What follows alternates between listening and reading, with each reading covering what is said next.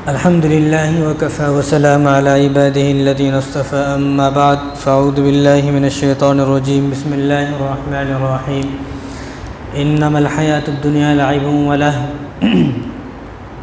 वक़ाल अन्नबिय्यु सल्लल्लाहु अलैहि वसल्लम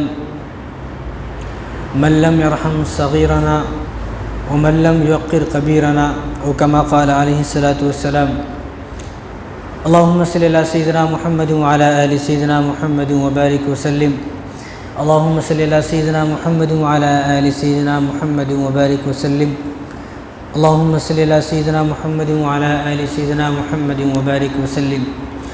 मेरे मोहतरम दोस्तों, अज़ीज़ साथियों, अल्लाह तबारक व तआला ने कुरान करीम के अंदर फरमाया इन्नमल हयातुद्दुन्या लइबुन व लहव, कि दुनिया की जो मिसाल है ना, वो अल्लाह तबारक व तआला ने बड़ी अजीब बताई कि दुनिया खेल तमाशा है।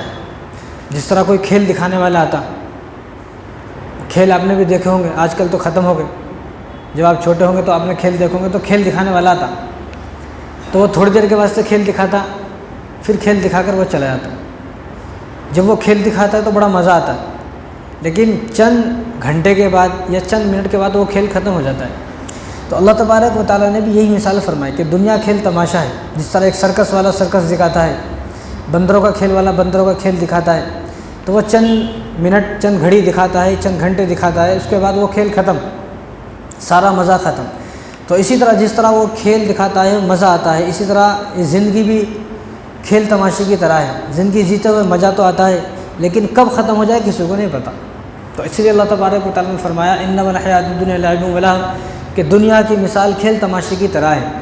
लेकिन इस दुनिया में अगर रहना है तो ये दुनिया एक कानून से चलती है, एक संविधान से चलती है। जिस तरह कि आज 26 जनवरी है और पूरे देश के अंदर आज एक खुशी का माहौल है और पूरे देश के अंदर झंडा लहराया जाता है। लेकिन वो झंडा क्यों लहराया जाता है? गुज़िश्ता जुमे में मैंने थोड़ी बातें बताई थी, अब जो थोड़ी बातें रह गई हैं उन्हीं बातों को पूरा करने की कोशिश करेंगे। तो अल्लाह तबारक व तआला उन सब बातों को हमें समझने की तौफ़ीक़ अता फ़रमाए। मुसलमानों की आज़ादी में क्या हिस्सा है? आजकल एक ट्रेंड ऐसा चल चुका है कि जो ये बताता है कि मुसलमानों का आज़ादी में कोई हिस्सा नहीं है।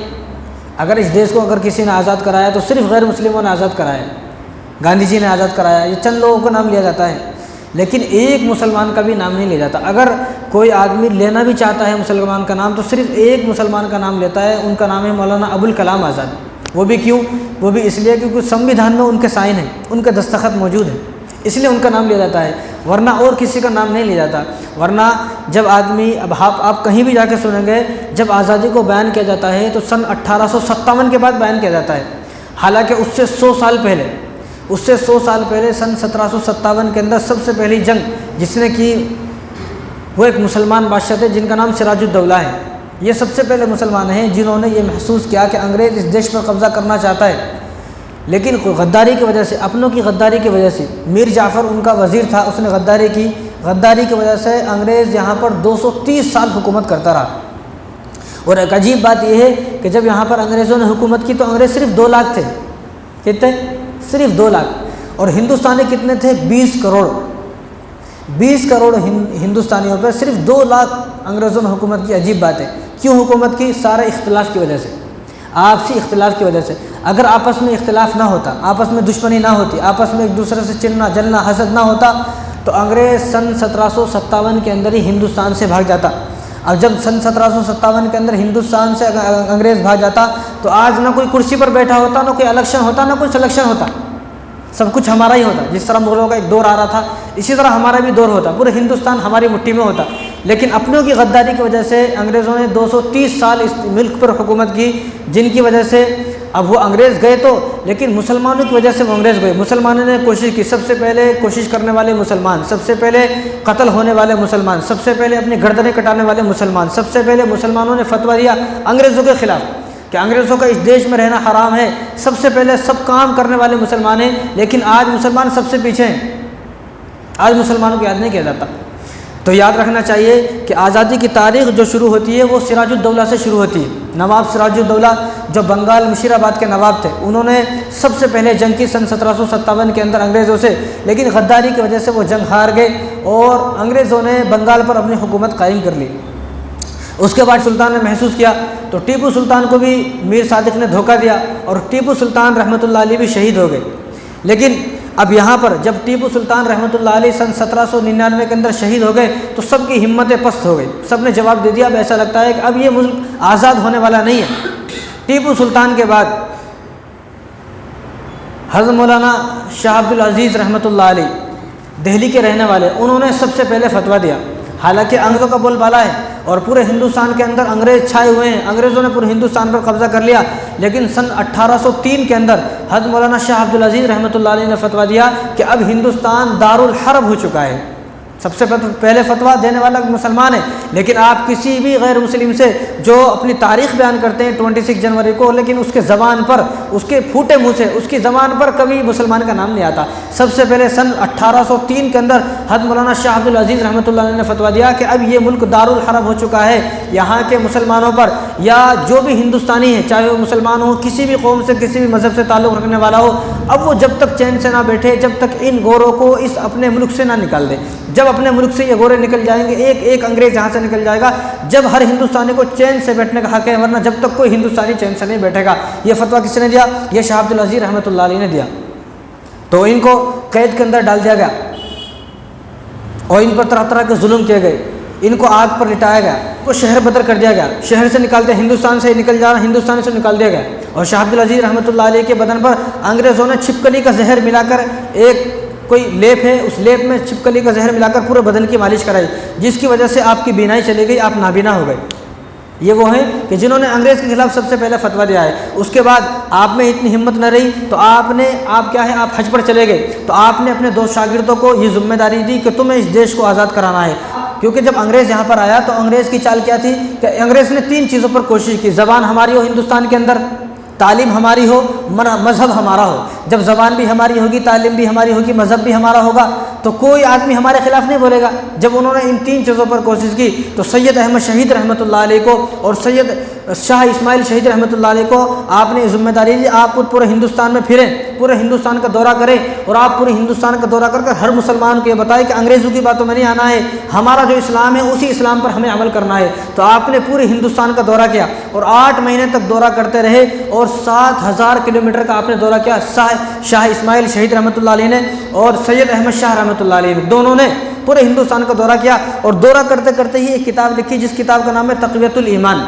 जब वो किताब मंजर आम पे आई, जब अंग्रेज़ ने उस किताब को देखा तो अंग्रेज़ भी हैरान हो गए, किताब लिखने वाला कौन है। आखिरकार ऐसा हुआ कि 1831 के अंदर बालाकोट, पंजाब के अंदर बालाकोट एक सरजमीन है, वहाँ पर अंग्रेज़ों से जंग हुई और आपको शहीद कर दिया गया। अंग्रेज़ों ने आपको पहाड़ों में राजा रंजीत सिंह के साथ मिलकर आपको जो है शहीद कर दिया गया, सैयद अहमद शहीद और शाह इस्माइल शहीद रहमतुल्लाह अलैह को। लेकिन ये वो तारीख़ हैं जिन तारीख़ों को कोई बयान नहीं करता है। हालांकि ये तारीख़ मुसलमानों की तारीख़ है, लेकिन मुसलमानों का आज ये बोला जाता है कि मुसलमानों को कोई हिस्सा नहीं जंग आज़ादी में, मुसलमानों ने आज़ाद नहीं कराया, सिर्फ हमने आज़ाद कराया है। लेकिन अल्लाह रहम करे उन लोगों पर, अल्लाह रहम करे। और इसी तरह ये सन 1831 के अंदर जब आप शहीद हो गए, 1857 में जब जंग छिड़ी, कहाँ से सबसे पहले जो जंग हुई है वो मेरठ से जंग हुई है। सबसे पहले जंग की जो शुरुआत हुई है वो मेरठ से जंग की शुरुआत हुई है। किस लिए कि अंग्रेज़ ये चाहता था शुरू से कि हिंदू मुसलमान आपस में लड़ते रहे, आपस में जो है एक दूसरे को मारते रहें, एक दूसरे का कत्ल करते रहें। जब अंग्रेज़ों ने क्या किया, सन 1857 के अंदर उन्होंने कारतूस बनाए, कारतूस कि उन कारतूसों को बंदूक में डाला जाता था, तो उन कारतूसों को बंदूक में डालने से पहले मुंह से छीला जाता था। तो अंग्रेज़ों ने कहा कि इस कारतूस के अंदर गाय की चर्बी और खिंजीर की चर्बी है। उनको मालूम है गाय की अगर चर्बी होगी तो हिंदुओं को गुस्सा आएगा, सूअर की चर्बी होगी तो मुसलमानों को गुस्सा आएगा, तो दोनों को जब गुस्सा आएगा तो आपस में लड़ेंगे। तो जब अंग्रेज़ों ने ये कहा कि इस कारतूस के अंदर, और जितने भी कुएँ थे वहाँ के उन कुएँ के अंदर अंग्रेज़ों ने खिंजीर की और गाय की चर्बी डाल दी। जो खाना देते थे लोगों को तो उस खाने में भी खिंजीर की और गाय की चर्बी मिलाकर देते थे। अब जो फौजी थे उनको गुस्सा आया, भाई हम तो कारतूस नहीं इस्तेमाल करेंगे, क्योंकि उन्होंने ज़बरदस्ती हिंदुस्तानियों को अपनी फ़ौज में शामिल किया हुआ था। उन्होंने मना किया कि हम कारतूस इस्तेमाल नहीं करेंगे क्योंकि इसमें तो खिंजीर की चर्बी है और एक तरफ जो है गाय की चर्बी है। मुसलमानों ने मना किया और जो हिंदू थे उन्होंने मना किया कि हम तो इसको इस्तेमाल नहीं करेंगे। तो उन्होंने क्या किया, जो इनमें जो सबसे पहले मना करने वाला था उसका नाम है मंगल पांडे। तो मंगल पांडे को 18 अप्रैल को फांसी दे दी गई कि तू क्यों मना करता है कारतूस इस्तेमाल करने से। जब मंगल पांडे को फांसी दे दी गई उसके बाद 2000 फौजी थे वहाँ पर, तो 2000 फौजी भड़क गए कि हम तो इस तरह ने हमारे साथी को फांसी दे दी। तो वो उन्होंने क्या काम किया, जो मेरठ छावनी के अंदर जो उनकी जेल थी और जो अंग्रेज़ों ने अपना एक हेडक्वार्टर बनाया हुआ था, उस हेडक्वार्टर को आग लगा दी। 2000 फौजियों ने हेडक्वार्टर को आग लगाकर सीधे वो सीधे भागकर यहाँ दिल्ली में आ गए बहादुर शाह जफर के पास। बहादुर शाह जफर से कहा तुम हमारी मदद करो। बहादुर शाह जफर की तो उस वक्त जो है नाम की हुकूमत रह गई थी, क्योंकि पूरे हिंदुस्तान पे अंग्रेज़ों की हुकूमत थी। अब नाम की हुकूमत तो उन्होंने मना किया, भाई मैं क्या कर सकता हूँ, मेरे पास तो ना फौज है, ना पैसा है, ना रुपया है, ना मेरे पास हथियार है, मेरे पास तो कुछ नहीं है। तो उन 2000 फौजियों ने बहादुर शाह जफर से कहा कि आप सिर्फ हमारा साथ दें, आप ये बोल दें कि हमारे साथ हैं, आके पूरे हिंदुस्तान के ख़जाने हम आपके कदमों में ला के डाल देंगे। तो उनका कि ठीक है मैं साथ हूँ। जब अंग्रेज़ों को ये मालूम हुआ, अब अंग्रेज़ों को पता था अगर हिंदुस्तान पर हुकूमत करना है तो सबसे पहले दिल्ली को काबू में करना है, दिल्ली को काबू कर लिया तो पूरे हिंदुस्तान पर हुकूमत कर सकते। जब अंग्रेज़ों को मालूम हुआ कि 2000 फौजियों ने हमारे इतने सारे फौजियों को मार दिया है, हेडक्वार्टर में आग लगा दी है और सारे फौजियों को कत्लेआम कर दिया है और सब दिल्ली चले गए हैं, अब इन्होंने सारी फौज बुला ली। अंग्रेज़ों ने आस-पास से इधर-उधर से अपनी सारी फौज को बुला लिया और सारी फौज को बुलाकर दिल्ली पर हमला किया। और न जाने कितने लोग थे जो इस 2000 फौजी थे और बहुत सारे लोग थे जो बहादुर शाह जफर के साथ थे, उन सबको कत्ल कर दिया गया।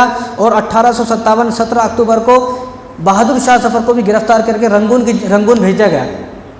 और आप वहाँ पर 1862 के अंदर 89 ईयर्स की उम्र में बहादुर शाह जफर का भी वहाँ पर इंतकाल हो गया। बहादुर शाह जफर को जब रंगून भेजा गया तो बहादुर शाह जफर तो जो मुग़ल थे, मुसलमान थे, उनका नाश्ता बहुत आलीशान नाश्ता होता था। तो उन्होंने कहा बहादुर शाह जफर ने अंग्रेज़ों से, भी मेरा नाश्ते का वक्त हो गया, मुझे खाना दे। तो अंग्रेज़ बड़ा चालाक है, तो इनके 4 बेटे थे, उन 4 बेटों को लाया और कहा भूख लग रही है, कहा हाँ मुझे भूख लग रही है। तो एक बेटे को लिया, उसका सर काटा, एक प्लेट में सर रखा और ऊपर से कपड़े ढक दिया कि ये आपका नाश्ता है। जब बहादुर शाह जफर ने कपड़े को हटाया प्लेट के ऊपर से, बर्तन के ऊपर से, तो देखा कि उनके बेटे का सर था। जब दोबारा कहा भूख लग रही है तो दूसरे बेटे का सर लाया गया। और जब तीसरी मरतबा कहा, चौथी मरतबा कहा, तो चौथी मरतबा अपने उनके 4 बेटों का सर उनके सामने लाया गया। ये मुसलमान बादशाह हैं, लेकिन आज ये बोला जाता है कि मुसलमानों को कोई हिस्सा नहीं है, ये क्यों फिर मर गए, क्यों कत्ल हो गए। अगर ये सुलह कर लेते तो ऐसा ना होता। इन्होंने सुलह नहीं की, सुलह ना करने की वजह से इनके बेटों के गर्दन इनके सामने लाई गई और 89 ईयर्स की उम्र में वफ़ात हो गई आपकी। उसके बाद 1857 में जब देखा कि इधर शामली का मैदान है, शामली के मैदान में मुसलमानों ने मुकाबला किया और इधर बहादुर शाह जफर के पास, ये भी मुसलमान है, इनके पास लोग आए, तो अब अंग्रेज़ों ने चाल चली। अंग्रेज़ों ने ये सोचा कि अब तमाम मस्जिदों को ख़त्म कर दिया जाए, तमाम मदरसों को ख़त्म कर दिया जाए। अंग्रेज़ों ने 1857 के अंदर सिर्फ चंद महीनों के अंदर, 2-3 महीने के अंदर सिर्फ 3 लाख कुरान करीम को जलाया गया। 3 लाख कुरान को जलाया गया, 3 लाख कुरान को जो है, और 51,000 उलमा को फांसी दे दी गई। तो अब मुसलमानों पर नज़र पड़ी कि जहाँ जो मुसलमान दिखे, कुर्ते पजामा वाला, दाढ़ी वाला, और कोई अल्लाह का नाम लेता हुआ कोई भी आदमी दिख गया तो उसको फ़ौरन फांसी पर चढ़ा दिया जाए। 51,000 उलमा को फांसी के तख्ते पर चढ़ा दिया गया जब ये आज़ादी मिली है। और लोग गवाह हैं, हज़ारों किताबों में लिखा हुआ है, अंग्रेज़ों ने अपनी किताबों में लिखा हुआ है कि दिल्ली के चांदनी चौक से लेकर पाकिस्तान के खैबर तक कोई दरख्त ऐसा नहीं था कि जिस दरख्त पर एक मुसलमान उलमा की लाश न लटकी हो। मुसलमानों की, उलमाओं की, हाफिज़ों की, कारियों की, मुफ्तियों की लाश न लटकी हो। यहाँ दिल्ली चांदनी चौक से लेकर पाकिस्तान के खैबर तक कितना लंबा इलाका है। 51,000 उलमा और 2 लाख मुसलमानों को कत्ल किया गया, 2 लाख मुसलमानों को। और जो बाकी मुसलमान थे उन मुसलमानों को क्या खिंजीर लिया, खिंजीर को काटा, और खिंजीर को काटने के बाद खिंजीर की खाल अलग करके खिंजीर के खाल में उनको सिला गया। मुसलमानों को खिंजीर के खाल में सिल दिया गया। और मुसलमानों को एक बड़ा आग, दिल्ली की जामा मस्जिद के पीछे एक आग जलाकर और उस आग के ऊपर एक बड़ा भगोना रखकर उसमें तेल गर्म करके मुसलमानों को तेल में इस तरह डाल दिया गया जिस तरह पकौड़ों को तलते हैं, जब ये आज़ादी मिली है। लेकिन आज ये कहा जाता है कि मुसलमानों का तो कोई रोल ही नहीं है, मुसलमानों ने देश को आज़ादी नहीं कराया। इतिहास को पढ़ेंगे तो पता चलेगा, इतिहास को नहीं पढ़ेंगे तो कभी पता नहीं चलेगा। ये 1857 के बाद तो सब लोगों की हिम्मतें ख़त्म हो गई।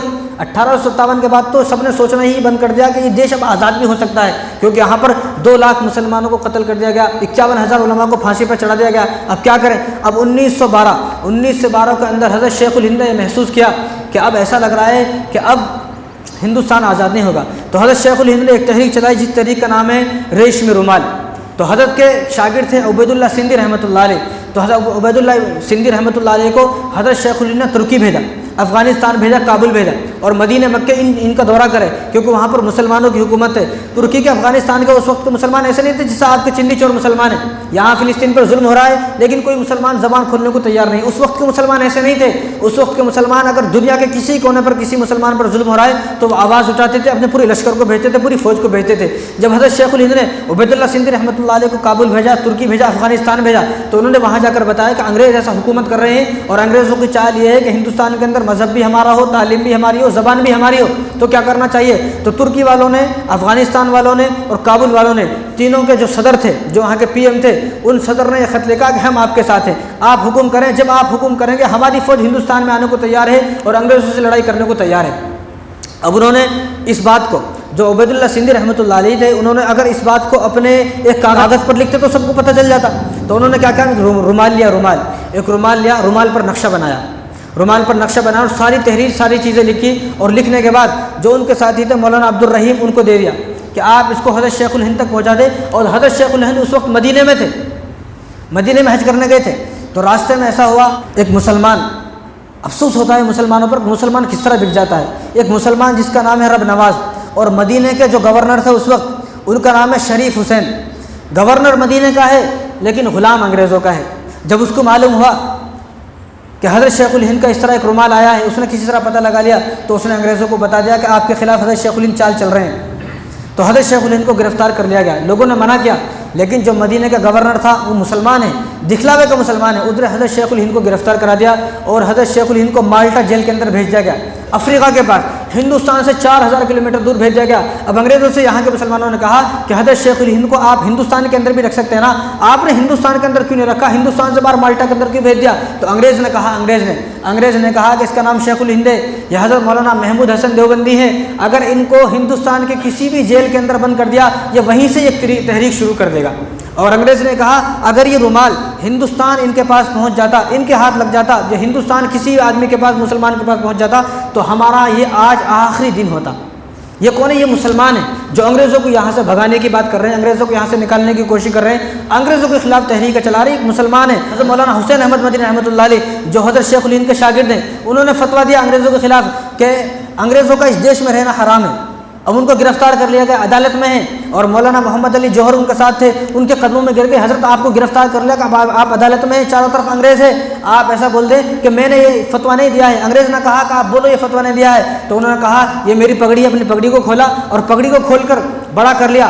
तो अंग्रेज़ से कहा पता है ये क्या है, ये मेरी पगड़ी नहीं पगड़ी नहीं है, ये मेरा कफन है, मैं कहता हूँ ये मैंने ही फतवा दिया है, मैंने ये फतवा दिया है कि तुम्हारा इस देश में रहना हराम है, चाहो तो तुम मुझे फांसी के तख्ते पर चढ़ा दो, मैं साथ में अपना कफन लेकर आया हूँ, यहाँ से मैं जिंदा जाने के लिए नहीं आया। तो अंग्रेज़ भी उनकी इन बातों से डर गया, अंग्रेज़ ने छोड़ दिया। यानी सारी कोशिश कौन कर रहे हैं, मुसलमान कर रहे हैं, सारी कोशिश तो मुसलमान कर रहे हैं, लेकिन आज मुसलमान का कोई रोल ही नहीं है। ये कहा जाता है कि मुसलमान ने इस देश को आज़ाद नहीं कराया। तो उन लोगों को, बेवकूफ़ों को इतिहास पढ़ना चाहिए, तारीख़ पढ़ना चाहिए, तो पता चलेगा। हज़रत मौलाना अबुल कलाम आज़ाद रहमतुल्लाह अलैह 1 साल की जेल हुई, 1 साल की जेल। तो बीवी को मालूम हुआ तो बीवी ने कहा 1 साल, सिर्फ 1 साल। उस दौर की औरतों का भी क्या जज्बा था, क्या ईमान था, सिर्फ 1 साल। तो अंग्रेज़ ने कहा क्यों 1 साल कम है। उन्होंने कहा कि मेरे जो शोहर हैं वो पूरे हिंदुस्तान की आज़ादी के लिए लड़ाई लड़ रहे हैं, जो पूरे हिंदुस्तान की आज़ादी के लिए एक लड़ाई लड़ रहा है आदमी, उसके लिए 1 साल की जेल बहुत कम है। तो अंग्रेज़ को जब मालूम हुआ तो अंग्रेज़ ने कहा ठीक है 11 साल जेल में रहेंगे। तो अंग्रेज़ ने 11 साल कर दी। अब 11 साल जेल में है और पीछे से बीवी बीमार हो गई। बीवी ने खत लिखा कि मेरी तबीयत ख़राब है, मैं बीमार हूँ, आप आ जाएँ, आप माफ़ी मांग लें। अंग्रेज़ का सिर्फ इन सारे मुसलमानों से कहना था कि आप मुझसे माफ़ी मांग लें। अंग्रेज़ का क्या कहना था, अंग्रेज़ का कुछ और कहना नहीं था कि हम तुम्हारे फांसी देंगे, करेंगे। अंग्रेज़ का सिर्फ इतना कहना था कि आप हमसे माफ़ी मांग लें, माफ़ी मांग लें तो हम आपको छोड़ देंगे। तो बीवी के लिए ख़त लिखा कि तुम बीमार हो जाओ, चाहे कुछ भी हो जाए, तुम्हारा इंतकाल हो जाए, लेकिन मैं अंग्रेज़ से ये नहीं कह सकता मुझे माफ़ कर दें आप, मैं अंग्रेज़ से माफ़ी नहीं मांग सकता, अंग्रेज़ के सामने झुक नहीं सकता। तुम अगर तुम्हारी तबीयत ख़राब है कोई बात नहीं, इंतकाल हो जाए, इंशाअल्लाह क़यामत के दिन मैं तुमसे मुलाकात करूँगा। और हुआ भी ऐसी, जब वो ख़त उनकी बीवी के पास डाकिया लेकर पहुँचा तो उनकी बीवी की वफ़ात हो चुकी थी, लेकिन जेल से नहीं आए, माफ़ी नहीं मांगी। लेकिन यहाँ मुसलमानों को कहा जाता है कि मुसलमानों का कोई हिस्सा ही नहीं है। और मौलाना फजल हक खैराबादी, ये तो वो दास्तान है कि मौलाना फजल हक खैराबादी की दास्तान कोई आदमी सुन नहीं सकता, इतनी ऐसी दास्तान है। लेकिन मौलाना फजल हक खैराबादी का आज किसी गैर मुस्लिम के ज़बान पर नाम नहीं है। जजीरा अंडोमान में जेल है, काला पानी की जेल, बंगाल के अंदर जजीरा अंडोमान है, हिंदुस्तान में आता हो, वहाँ पर एक जेल है जिसको बोलते हैं काला पानी। सुना आपने काला पानी की जेल? वहाँ काला पानी की जेल ऐसी है जो आदमी गया फिर से वापस नहीं आता, एक बार गया तो मर के ही वापस आएगा। और वो वहाँ से कोई आदमी भाग भी नहीं सकता, भागेगा तो कहाँ जाएगा? वो एक जजीरे पे है, आइलैंड पे है, चारों तरफ पानी है, भागे तो नहीं भाग सकता कोई। अगर कोई इत्तेफाक से भाग भी गया तो कोई फ़ायदा नहीं, फिर से वापस अपनी जेल में आ जाता। पहली बात तो वहाँ से भाग ही नहीं सकता। और हर आदमी के लिए अलग एक रूम बनाया हुआ है, इतनी मोटी दीवार है, एक आदमी दूसरे आदमी से बात ही नहीं कर सकता, एक आदमी किसी दूसरे आदमी से बात नहीं कर सकता। और वहाँ आप सर्च करके देखें, वो उस जेल के अंदर, पूरी जेल के अंदर आज भी कोई बैतुल खला नहीं है, पूरी जेल के अंदर। आप सोचें कि इतने सारे हज़ारों कैदी कहाँ वॉशरूम करते होंगे? वॉशरूम नहीं, सब कैदियों को 2 बर्तन दिए जाते थे। कितने बर्तन? 2 बर्तन। एक में उसको खाना डाला जाता था, एक में वो पेशाब पाखाना करता था। जब उसको खोलते थे तो अपना वो पेशाब पाखाना बर्तन में रखता था और उसी बर्तन में बाहर डाल देता था। आज भी उस जेल के अंदर कोई बैतुल खला नहीं है, जेल के अंदर। अब जो बाद में उसको म्यूज़ियम बना दिया गया है, अब वो म्यूज़ियम में लोग घूमने जाते हैं, 50 रुपये का उसको टिकट है, अब लोगों ने बनाए हैं। लेकिन उस ज़माने में अंग्रेज़ों ने कोई वहाँ पर वॉशरूम नहीं बनाया। ऐसी ख़तरनाक जेल, उस ख़तरनाक जेल के अंदर मौलाना फजल खैराबादी को डाल दिया गया। क्यों? मौलाना फजल खैराबादी ने फतवा दिया कि अंग्रेज़ का इस देश में रहना हराम है। कब? 1857 के अंदर जब जंग हुई, जंग के बाद आपने फतवा दिया कि अंग्रेज़ों का इस देश में रहना हराम है। तो अंग्रेज़ों ने आपको तलाश करना शुरू किया तो 2 साल तक आप छुपे रहे, 2 साल तक आप मिले नहीं। लेकिन 1859 के अंदर, 1859 के अंदर आपको ढूंढ लिया गया, आप मिल गए, तो आपको इस जेल के अंदर भेज दिया गया। क्यों भेज दिया गया? आपने फतवा दिया है कि अंग्रेज़ों का इस देश में रहना हराम है, इतना ही, ज़्यादा कुछ भी नहीं, कोई लड़ाई नहीं लड़ी, कोई जंग नहीं लड़ी। आपने जब ये फतवा दिया तो 90,000 लोग आपके साथ हो गए कि हम भी आपके साथ हैं इस मामले में। तो अंग्रेज़ों ने इनको उठाकर जेल में डाल दिया गया। जब जेल में डाला तो इनको फांसी की सज़ा सुना दी गई। कौन सी सज़ा? फांसी की सज़ा। तुझे फांसी है, तो हंसने लगे अदालत में, मुस्कुराने लगे। तो अंग्रेज़ हैरान हो गया, फांसी की सज़ा दी तू मुस्कुरा रहा है, फांसी की सज़ा दी तो हंस रहा है, क्यों हंस रहा है तो बता। उन्होंने कहा कि ये राज की बात है, तुम्हें फांसी देना है तो तुम मुझे फांसी दे तो मैं बताऊँगा नहीं। अंग्रेज़ ने कहा कि नहीं, जब तक तूने बताएगा तुझे फांसी नहीं दी जाएगी। मैं कहा कि ठीक है, मैं बता देता हूँ। तो कहा, अंग्रेज़ ने कहा कि तू क्यों हंस रहा है, क्यों मुस्कुरा रहा है? तो कहा, मैं इसलिए हंस रहा हूँ, इसलिए मुस्कुरा रहा हूँ कि मैंने अपने देश के साथ गद्दारी नहीं की, अपने देश का सौदा नहीं किया, मैं इज्जत से अपने देश के लिए मर रहा हूँ, इसलिए मुस्कुरा रहा हूँ। मैंने गद्दारी नहीं किया। अगर मैं गद्दार होता तो रोता, मैं गद्दार नहीं हूँ, मैं इस देश का वफादार इंसान हूँ, मैंने इस देश के साथ गद्दारी नहीं की, अपने देश को बेचा नहीं, मैं इसलिए मुस्कुरा रहा हूँ। उसने कहा कि हम तेरे चेहरे पर डर देखना चाहते हैं, हम तेरे चेहरे पर, तेरे आंखों से आंसू निकलना चाहते हैं, तेरे चेहरे पर खौफ देखना चाहते हैं, हम तुझे रुलाना चाहते हैं। चलो अब हम तुझे फांसी नहीं देंगे, अब हम तुझे उम्र कैद की सज़ा देंगे। तो फिर आप फिर मुस्कुराने लगे। उसने क्या सोचा? उम्र कैद की सज़ा पाकर शायद कि फिर रोने लगे, फिर आप मुस्कुराने लगे, फिर आप हंसने लगे। अंग्रेज़ फिर हैरान हो गया, फिर पूछा। उन्होंने कहा कि अब भी मैं इसीलिए मुस्कुरा रहा हूँ कि मैंने अपने देश को सौदा नहीं किया, मैं अपने इस देश के लिए उम्र कैद की सज़ा पा रहा हूँ। तो अंग्रेज़ बड़ा हैरान हुआ। अब अंग्रेज़ जो था उसने अपने साथियों से कहा कि मैं इस आदमी के चेहरे पर डर देखना चाहता हूँ, इस आदमी के आंखों से आंसू निकलना देखना चाहता हूँ। आंसू निकलते हुए चाहे तुम कुछ भी करो, लेकिन इस आदमी के आंखों से आंसू निकलने चाहिए। किस तरह निकलेंगे मुझे नहीं पता। मौलाना थे, इतनी लंबी दाढ़ी थी उनकी। तो एक अंग्रेज़ ने कहा कि मुझे मालूम है किस तरह रोएगा ये, मुझे मालूम है। तो उसने कहा कि ठीक है, अगर तूने इसको रुला दिया और मैंने इसकी आंखों में डर देखा अपना, तो तुझे मुँह मांगे इनाम दिया जाएगा। तो वो अंग्रेज़ आया, अपने साथ 10-12 आदमी को लेकर आया, उनके हाथ पीछे बांध दिए गए रस्सियों से और पकड़ लिया गया, उनकी दाढ़ी को काटना शुरू किया। ये है मुसलमान की पहचान। कहा, फिर रोने लगे, आंखों में आंसू आए और हाथ जोड़े, मैं माफ़ी मांगता हूँ और तुम ये चाहते हो ना मैं रोऊंगा, मैं गिड़गिड़ाऊंगा, तुम्हारे पाँव पकड़ूंगा, लेकिन आप मुझ पर रहम करें, मेरी दाढ़ी को ना काटें आप। ये एक मुसलमान की पहचान है जो दाढ़ी के लिए रो रहा है। यहाँ मुसलमानों की हाल है सबको मालूम है। अंग्रेज़ मुस्कुराने लगा, ज़ोर ज़ोर से हंसने लगे। अंग्रेज़ों के कदमों में गिर गए। कहा कि मेरे पास इस दुनिया से जब मैं जाऊँगा तो एक ही चीज़ है जिसको मैं रसूलुल्लाह सल्लल्लाहु अलैहि वसल्लम को दिखा सकता हूँ, वो मेरी दाढ़ी है। आप मुझ पर रहम करें, मेरी दाढ़ी ना काटे। तो कहा कि नहीं, तुम्हारी दाढ़ी नहीं बचेगी। ये तो हम देखना चाहते थे, हम तुझे रोता हुआ देखना चाहते थे, तेरी आंखों में अपना डर देखना चाहते थे, लिहाजा इनकी दाढ़ी काट दी जाए। अंग्रेज़ ने दाढ़ी काटी तो आप चीख से मार मार कर रो रहे थे। जब दाढ़ी काटी, उनके बाल वहाँ पर पड़े हुए थे, उन्होंने बालों को उठाया और बालों को उठाकर अल्लाह से कहा, अल्लाह तू देख रहा है ना किस लिए मेरी दाढ़ी काटी गई है। और दाढ़ी से कहा, दाढ़ी तू बड़ी किस्मत वाली है कि मुझसे पहले तू शहीद हो गई, मुझसे पहले तू जन्नत में पहुँच गई। ये किसकी कहानी है? मुसलमान की कहानी है जो दाढ़ी के वास्ते रो रहा है। अंग्रेज़ फांसी का हुक्म हुआ तो नहीं रोए, उम्र कैद की सज़ा हो तो नहीं रोए, लेकिन जब दाढ़ी को काटने की बात आई तो रोने लगे आप। लेकिन इस दास्तान को आज कौन बयान करेगा? कोई इस दास्तान को बयान नहीं कर सकता। आप तो बड़े घर के आदमी थे, बहुत मालदार आदमी थे, आपको जेल में जाने के बाद अंग्रेज़ों ने कब्जा कर लिया और पूरी प्रॉपर्टी भी कब्जा कर लिया, तो मालदार आदमी थे, अच्छा खाना खाते थे, लेकिन जेल का खाना इनको पचा नहीं, तो जेल के न खाना खाने की वजह से बीमार हो गए। 2 साल में आपका इंतकाल हो गया। जब इंतकाल होने लगा, इंतकाल से पहले ये वसीयत की। क्या वसीयत की?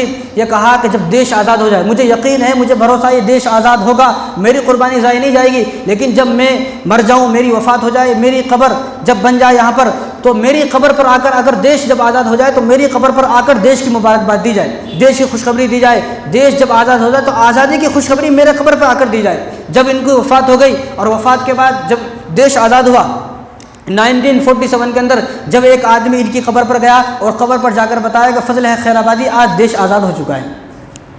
ये है मुसलमानों की वसीयत। मुसलमान ये वसीयत करते हैं, लेकिन आज ऐसी दास्तान किसी गैर मुस्लिम की है? किसी की भी नहीं है जो मुसलमान की दास्तान है। वो जेल है, काला पानी की जेल, जब जाएंगे तो सबसे पहले इनकी कब्र आती है। जब काला पानी की जेल में अंग्रेज़ों की हिम्मत नहीं थी कि इनके वफ़ात हो गई, किसी को बता दें, उनको मालूम था ये बहुत बड़ा आदमी है। मालूम होने के जब उनकी वफ़ात हो गई, वफ़ात के बाद उनको मालूम हो गया वफ़ात होगी, तो वहीं उनको दफन कर दिया गया। आज जब काला पानी की जेल के अंदर जाते हैं तो सबसे पहले इनकी कब्र मुबारक आती है और बड़े अक्षरों में लिखा हुआ है कि दरगाह शरीफ मौलाना फजल है खैराबादी, बड़े अक्षरों में। ये मुसलमान की दास्तान है। अब उसको म्यूज़ियम बना दिया गया है, लोग जाते हैं देखने। कभी आप जाएंगे तो आप भी देखना। ज़्यादा है कि तो ऐसा नहीं है कि बाहर है, आपको पासपोर्ट बनाना पड़ेगा, आप आसानी से जा सकते हैं जज़ीरा अंडमान के अंदर। तो देखें, और जज़ीरा अंडमान के अंदर जितने भी लोग वहाँ पर कैद किए गए, जेल के अंदर जितने भी लोग कैद किए गए, फांसी दी गई और जो वहाँ मर गए, वो बहुत सारे लोग हैं। उन सब लोगों के नाम जज़ीरा अंडमान की जो जेल है, जेल के बाहर उनके सबके नाम पिलरों पर लिखे हुए हैं। तो सबसे पहले जो नाम लिखा हुआ है वो अहमदुल्ला लिखा हुआ है। क्यों? क्योंकि उस वक्त के हिंदू जो थे वो गद्दार नहीं थे।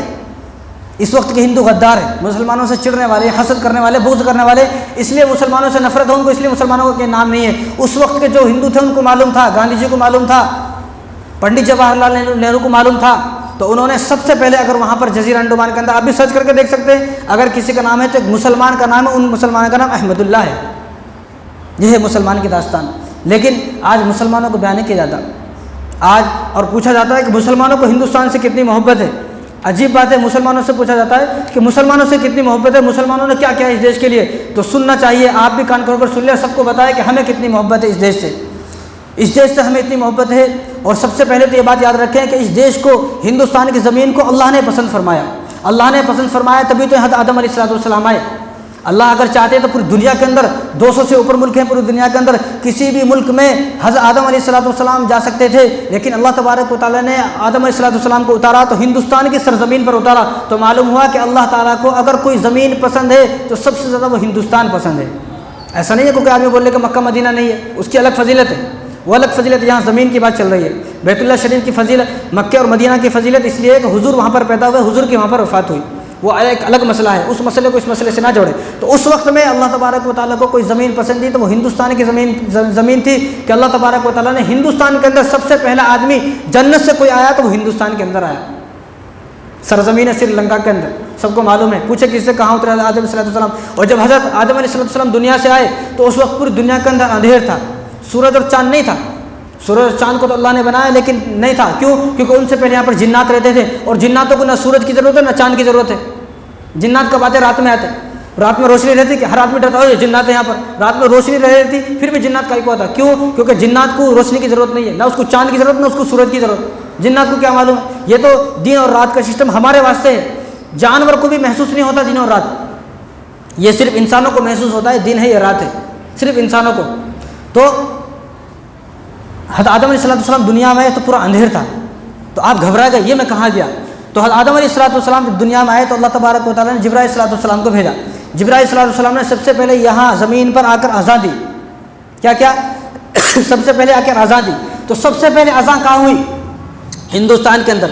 जिब्राईल अलैहिस्सलाम सबसे पहले क्या उतरे? हिंदुस्तान के अंदर। सबसे पहले इंसान कहाँ आया? हिंदुस्तान के अंदर। और सबसे पहले जन्नत से आने वाला आदमी कहाँ आया? हिंदुस्तान के अंदर। ये अल्लाह की पसंदीदा ज़मीन है। और जब अज़ां हो गई, अज़ां के बाद शुक्राने में आदम अलैहिस्सलाम ने 2 रकात नमाज़ पढ़ी। तो कहाँ पढ़ी 2 रकात नमाज? हिंदुस्तान के अंदर। यानी सबसे पहले इस दुनिया के अंदर अगर कोई नमाज पढ़ी गई है, कोई सजदा किया गया है तो वो हिंदुस्तान की सरजमीन है जहाँ पर सबसे पहले सजदा हुआ और जहाँ पर सबसे पहले नमाज पढ़ी गई। और मुसलमानों से अगर कोई आदमी ये पूछे कि तुमको हिंदुस्तान से कितनी मोहब्बत है, तो उनको बताया जाएगा कि हमें हिंदुस्तान से उस वक्त से मोहब्बत है जिस वक्त रसूलुल्लाह सल्लल्लाहु अलैहि वसल्लम ने सरज़मीन नबवी के अंदर, सरज़मीन मदीना के अंदर हुज़ूर सल्लल्लाहु अलैहि वसल्लम ने अपनी ज़बान मुबारक से ये फरमाया कि मुझे हिंदुस्तान से इस्लाम की खुशबू आती है।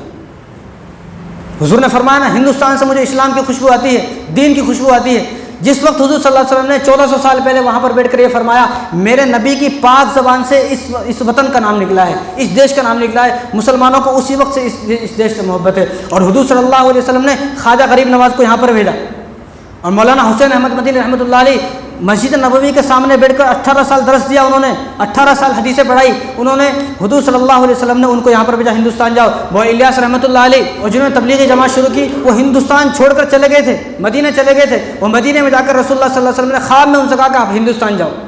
ये वो ज़मीन है जहाँ पर रसूलुल्लाह सल्लल्लाहु अलैहि वसल्लम इंसानों को भेज रहे कि वहाँ पर जाकर दीन का काम करो, क्योंकि वहाँ से मुझे दीन की खुशबू आती है, इस्लाम की खुशबू आती है।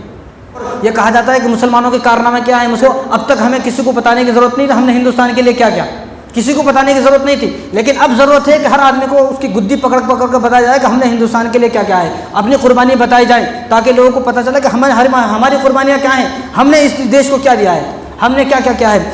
इंडिया गेट पर आप जाएँ, इंडिया गेट पर इस 61,000 लोगों के नाम जो लिखे हुए मुसलमानों के हैं, जहाँ 95,000 लोगों के नाम लिखे हुए हैं, उस 95,000 लोगों के नामों में से 61,000 तो सिर्फ मुसलमानों के नाम है। क्यों लिखे उस वक्त क्यों लिखे गए मुसलमानों के नाम? क्यों? क्योंकि उस वक्त के गैर मुस्लिम गद्दार नहीं थे, उनको मुसलमानों से नफरत नहीं थी, उनको पता था मुसलमानों ने इस देश के लिए क्या क्या है, इसीलिए 61,000 लोगों के नाम इंडिया गेट पर लिखे गए हैं। और मीर उस्मान जो निज़ाम हैदराबाद की सरकार है जिनकी, जब चाइना से जंग हुई तो 5,000 किलो सोना दिया, 5,000 किलो सोना दिया लाल बहादुर शास्त्री को। अगर वो 5,000 किलो सोना ना देते चाइना से लड़ने के वास्ते, आज हिंदुस्तान पर चाइना का कब्जा होता। वो ये कहा जाता मुसलमानों ने क्या क्या। और APJ Abdul Kalam, doctor APJ Abdul Kalam रहमतुल्लाह अलैह, सबको मालूम है, ऐसा 5 मिसाइल बनाए, और अग्नि मिसाइल ऐसा बनाया जो 5,000 किलोमीटर दूर तक हमला करता है। किसी देश के पास भी ऐसा मिसाइल नहीं है। ये किसने बनाया? एक मुसलमान ने बनाया। मसला ये नहीं है कि उनको पता नहीं है, मसला है कि हमें भी पता नहीं है। हम भी अगर कहीं 26 जनवरी में कहीं जाते हैं 26 जनवरी को, तो वहाँ हमारी खुद की ज़बान से एक मुसलमान का नाम नहीं निकलता, एक मुसलमान का नाम नहीं निकलता। एक जगह मैं गया, मैंने वहाँ पर फजल खैराबादी की दास्तान बताई तो लोग मना करने लगे, यहाँ पर ये ना बताएं, यहाँ पर क्या, यहाँ पर गांधी जी की बात बताई। सारी दुनिया बताती है गांधी जी की बात, सबको मालूम है। सुभाष चंद्र की बात सारी दुनिया बताती है, सबको मालूम है। पंडित जवाहरलाल नेहरू की ज़िंदगी सारी दुनिया को मालूम है, सब बता दिए। लेकिन मुसलमान की बात करने को तैयार नहीं है। इसलिए लोगों को मौका मिला, ये कहने का कि मुसलमानों का इस देश की आज़ादी में कोई हिस्सा नहीं है। और APJ अब्दुल कलाम रहमतुल्लाह अलैह तो एक मुसलमान थे, सबको मालूम है, और हर वक्त कुरान पढ़ते थे। जब उनकी वफ़ात हो गई, वफ़ात के बाद उनका एक संदूक था छोटा सा, जिसमें किसी को इजाज़त नहीं थी हाथ लगाने की, सबको मना करते थे मेरे संदूक को कोई हाथ ना लगाए। जब उनकी वफ़ात के बाद उस संदूक को खोला गया तो देखा उसमें एक कुरान था, कि इसलिए कि किसी को पता ना लग जाए मैं कुरान पढ़ता हूँ। ये राज जिनकी उनके वफ़ात के बाद खुला, उनके ज़िंदा रहते हुए किसी को पता भी नहीं चला। और महात्मा गांधी जो हैं, महात्मा गांधी को सिर्फ गांधी बोलते थे उस वक्त में, जब 1920 के अंदर शेखुल हिंद जेल से, माल्टा की जेल से आए, बम्बई के एयरपोर्ट पे उस वक्त पानी के जहाज़ चलते थे, पानी के जहाज़ से आए, पानी की शिप से आए, तो महात्मा गांधी जी उनको लेने गए वहाँ पर, खुद गांधी जी उनको लेने गए। और जब गांधी जी उनको लेने गए, गांधी जी से जब सलाम किया, मुसाफा किया, जब गांधी जी को सिर्फ गांधी जी बोलते थे, तो हज़रत शेखुल हिंद ने सबसे पहले उनको कहा कि आप तो महात्मा हैं। क्या कहा? महात्मा है। अब महात्मा गांधी बोलते नहीं, ये महात्मा का अगर लक़ब किसी ने दिया है तो एक मुसलमान ने दिया है, वो शेखुल हिंद उनका नाम है। 1920 के अंदर गांधी जी को लक़ब दिया है। और सारे जहाँ से अच्छा लिखने वाला कौन है? एक मुसलमान है। एक मुसलमान ने, अल्लामा इकबाल रहमतुल्लाह अलैह ने सारे जहाँ से अच्छा लिखा है। और जय हिंद का नारा किसने दिया? एक मुसलमान ने दिया, जिनका नाम है आबिद हसन। उन्होंने जय हिंद का नारा दिया। आज हर आदमी बोलता नहीं बोलता जय हिंद, हर आदमी बोलता है। जब तक जय हिंद नहीं बोलता, वो नारा तराना ख़त्म होता नहीं हिंदुस्तान का। जनगणमन जब तक ख़त्म होता नहीं, जब तक जय हिंद नहीं बोलते। आखिर में अब ये जय हिंद किसने कहा? ये सबसे पहले अगर किसी ने नारा दिया तो वो एक मुसलमान था, जिनका नाम आबिद हसन है, जिन्होंने ये नारा दिया, जय हिंद का नारा। तो मुसलमानों ने तो इस देश के लिए बहुत कुछ किया है। और आज 26 जनवरी है, आज झंडा लहराया गया, झंडे को चढ़ाया गया, झंडे को सलाम किया गया, सलाम पेश किया गया। तो झंडा क्यों लहराया जाता है 26 जनवरी को? ऐसी क्या वजह है कि झंडा लहराया जाता है? देखो, हमारा देश 15 अगस्त 1947 को तो आज़ाद तो हो गया, लेकिन अपना कोई कानून नहीं था, अपना कोई दस्तूर नहीं था। देश को कैसे चलाए? देश को चलाना किस तरह है? एक कानून से चलता है देश। हर आदमी को कानून के हिसाब से चलना पड़ता है। बिना कानून के हर घर में भी ये कानून रहते हैं। फैमिली के कानून है, घर के कानून है। तो इसी तरह जिस तरह हमारी फैमिली के कानून है, घर के कानून है, इस तरह हर देश का भी एक कानून होता है। तो इस देश के पास कोई कानून नहीं था, वो अंग्रेज़ों का कानून था, अंग्रेज़ों का बनाया हुआ था। तो उस वक्त में सब लोग बैठे कि क्या कानून बनाया जाए। तो डॉक्टर अंबेडकर की सदारत में उनको ये जिम्मेदारी दी गई कि आप, क्योंकि लाल अंबेडकर उस वक्त के जो है बड़े साइंसदान थे, बहुत पढ़े लिखे आदमी थे। तो पंडित जवाहरलाल नेहरू हैं, जो अपने देश के पहले पीएम हैं, वो लंदन गए और अंग्रेज़ों से कहा कि हमें कोई ऐसा बेहतरीन आदमी दें जो हमारे देश का कानून बनाए, दस्तूर बनाए, जो हमारे देश की जो है वो दस्तूर बनाए, कानून बनाए, ऐसा कोई आदमी दें। उन्होंने कहा कि तुम हमारे पास क्यों आए हो? तुम्हारे हिंदुस्तान में एक आदमी है जिसका नाम डॉक्टर अंबेडकर है, भीमराव अंबेडकर, वो आदमी बहुत बड़ा आदमी है। तो पंडित जवाहरलाल नेहरू ने कहा वो एक नापाक आदमी है, छोटी जात का आदमी है, वो उसको अछूत आदमी है, हम उसको अपने साथ नहीं लगाते, वो तो छोटे जात का आदमी है। उसने कहा अंग्रेज़ ने, ये बात मेरी समझ में नहीं आती, क्योंकि अंग्रेज़ के यहाँ तो कोई छोटा बड़ा नहीं है, ये तो हमारे नज़दीक है, हमारे हिंदुस्तान में ये छोटी जात का बड़ी जात का।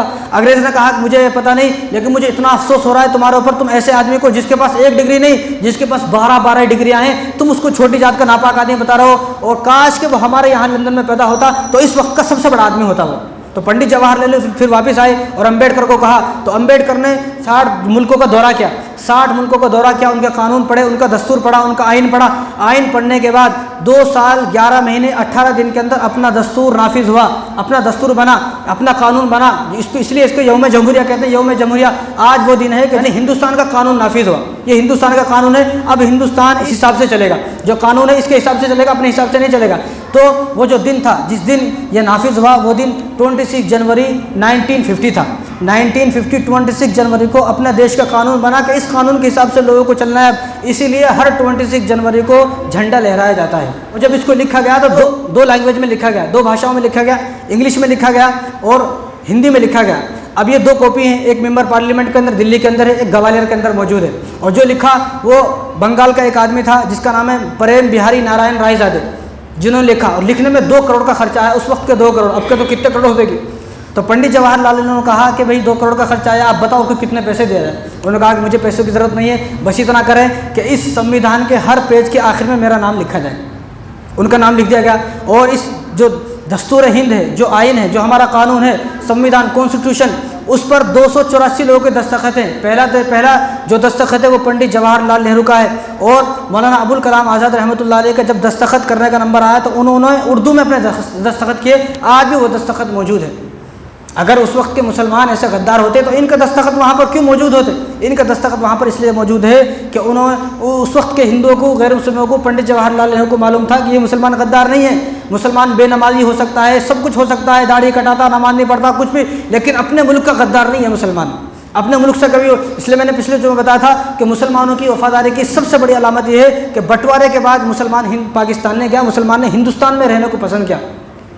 इसलिए हम बाई चांस यहाँ के वासी नहीं है, हम बाई चॉइस यहाँ के मुसलमान हैं। यहाँ के जो हिंदुस्तानी हम लोग बाई चांस नहीं है, बाई चॉइस हमने इसको पसंद किया कि हम यहीं रहेंगे, हम कहीं भी नहीं जाएंगे। हिंदुस्तान आज़ाद हुआ 1947 को।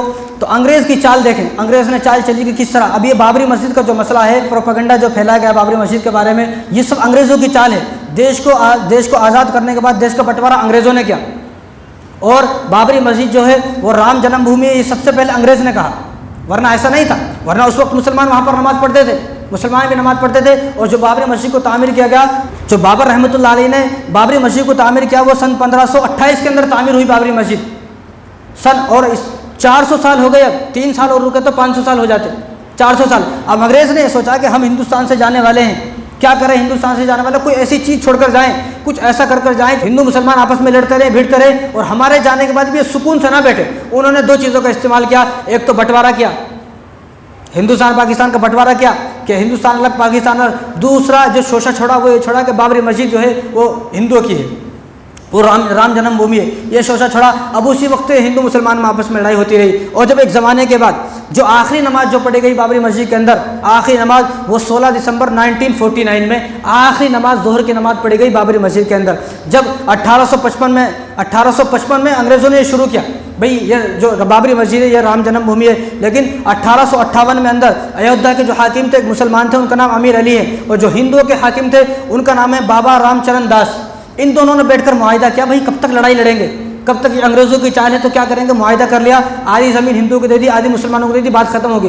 अंग्रेज़ों को जब मालूम हुआ, क्योंकि ये तो 1858 की बात है, मुआहिदा कब हुआ, 1858 के अंदर मुआहिदा हुआ। अब अंग्रेज़ गए कब, 1947 को गए, 100 साल पहले। अब अंग्रेज़ों ने सोचा कि अगर ये दोनों आपस में मिल गए तो हमारा तो जो हमने इनमें आग लगाई हुई वो आग बुझ जाती। तो अंग्रेज़ों ने दोनों को पकड़ा, अमीर अली को भी पकड़ा और बाबा रामचरण दास को भी पकड़ा। इन दोनों को पकड़कर फांसी के तख्ते पर चढ़ा दिया गया।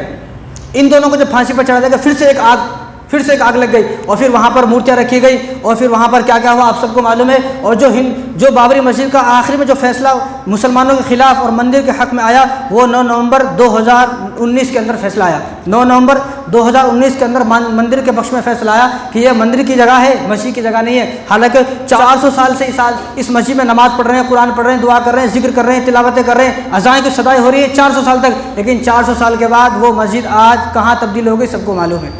लेकिन मसला ये है कि हमारे ऊपर ज़र्रा बराबर भी एहसास नहीं है। क्यों एहसास नहीं है ये समझ में नहीं आता। रोना आता है मुसलमानों के हालात पर कि मुसलमान क्यों अपनी मस्जिद को आबाद करने को तैयार नहीं है। मैंने भी वो वीडियो देखी, आपने भी देखी होंगी शायद, कि मैं नहीं चाहता कि मस्जिद में ऐसी बातें की जाए। ना मैं उन लोगों का नाम लेना चाहता हूँ, ना मैंने कभी ज़िंदगी में सोचा कि मुझे किसी हीरो का नाम यहाँ पर लेना पड़ेगा।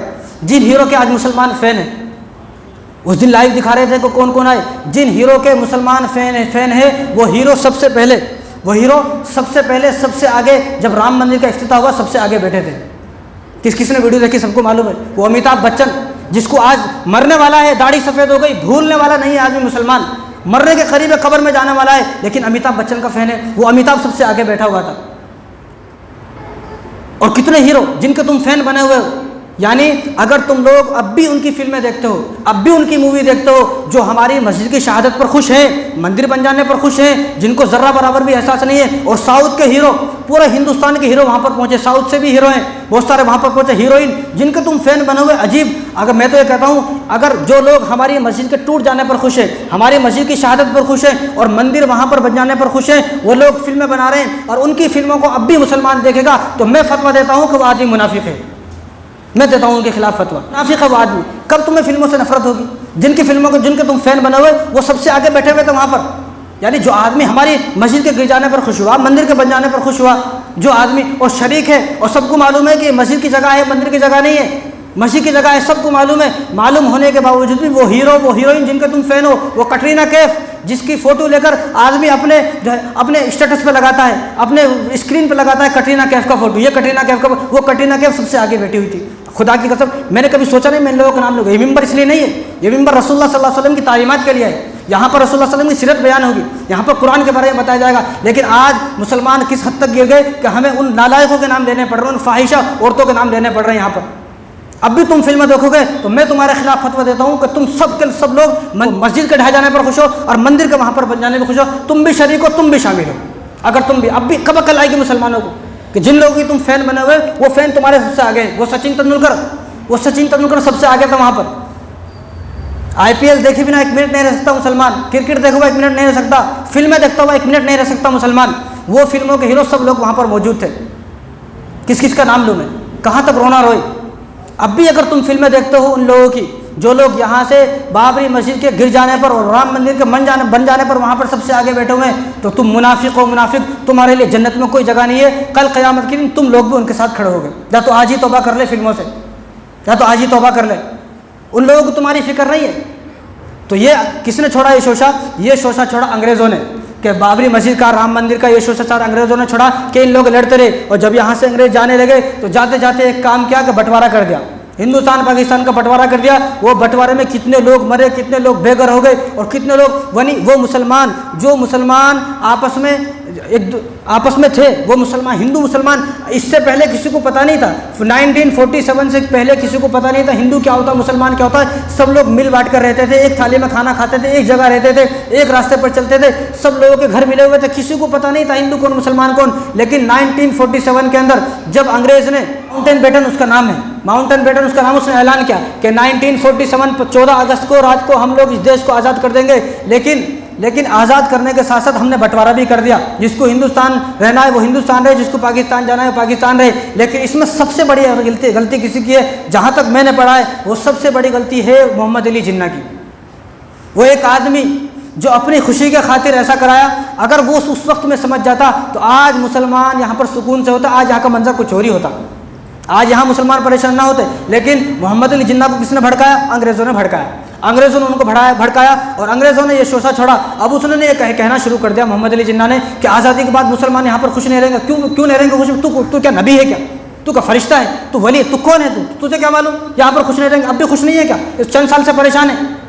अगर वो वहाँ पर मान जाता, गांधी जी ने उसको बहुत समझाया, उसको समझ में नहीं आई। मौलाना अब्दुल कलाम आज़ाद रहमतुल्लाह अलैह ने दिल्ली की जामा मस्जिद पर खड़ा होकर बयान दिया कि आप हिंदुस्तान छोड़कर ना जा रहे, क्या कर रहे हो आप? कहाँ जा रहे हो आप? क्यों इतनी बड़ी गलती कर रहे हो? लेकिन उन लोगों ने लोगों को ऐसा भड़काया, मुसलमान ये महसूस करने लगे कि आज़ादी के बाद अब हम हिंदुस्तान में सुकून से नहीं रह सकते, चैन से नहीं रह सकते। इसलिए तो जो आधे मुसलमान थे वो पाकिस्तान चले गए हिंदुस्तान छोड़कर। लेकिन इसको देखो, बॉर्डर किसने बनाया?